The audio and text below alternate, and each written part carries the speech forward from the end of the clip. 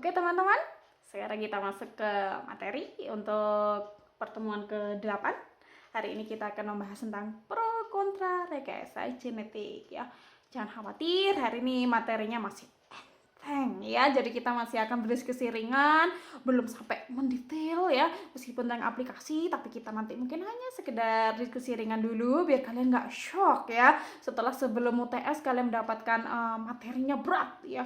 Materinya tentang apa kemarin, replikasi, transkripsi, translasi gitu ya, tentang DNA itu bagaimana strukturnya. Nah, apalagi kemarin sudah tes ya. Jadi sekarang kita diskusi ringan dulu tentang rekayasa genetik ya. Kenapa kok saya angkat tentang rekayasa genetik? Karena memang nanti selama 7 kali pertemuan berikutnya kita akan fokus tentang aplikasi bioteknologi terutama di bidang pangan ya. Sehingga nanti kita akan banyak rekayasa genetik itu bisa menghasilkan produk A, B, C, D, E. Nah, makanya kenapa kita sekarang membahas dulu tentang rekayasa genetik. Baik, kita kenalan dulu ya. Apa definisi dari pangan rekayasa genetika atau secara istilah lainnya adalah pangan transgenik. Jadi pangan transgenik itu adalah pangan yang sumber bahan bakunya berasal dari bahan baku yang sudah mengalami rekayasa genetik ya.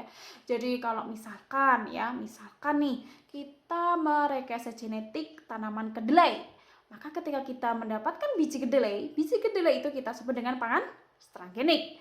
Nah, apabila biji kedelai itu kita lakukan pengolahan, misal menjadi tempe, maka tempe itu juga kategori pangan transgenik. Betul sekali. Sehingga pangan transgenik tidak hanya dalam bentuk kecil bahan segar, tapi juga dalam bentuk bahan olahan. Istilah kerennya untuk di bahasa Inggris ya, istilah keren dari pangan transgenik adalah genetically modified organism atau kita sebut dengan GMO. Kemudian untuk definisi dari rekayasa genetik ya, saya hanya akan membahas sekilas saja karena harusnya sudah Anda dapatkan atau teman-teman dapatkan dengan dosen sebelumnya, sebelum TS ya pastinya. Jadi rekayasa genetik adalah kita merekayasa. Apa yang kita rekayasa? Pasti dari genetik ya.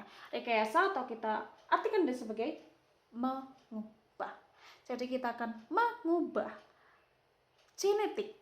Artinya genetik itu pasti kaitannya dengan DNA dan RNA dengan harapan apa? Kita akan mengubah sifat.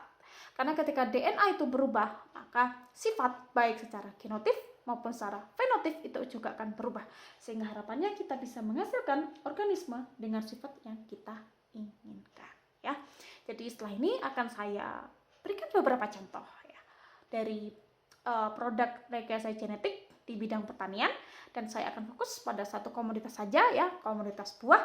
Kenapa Bu kok cuma buah saja ya? Biar nanti kalian cari sendiri ya contoh-contoh yang lain di bidang atau di komoditas yang lain.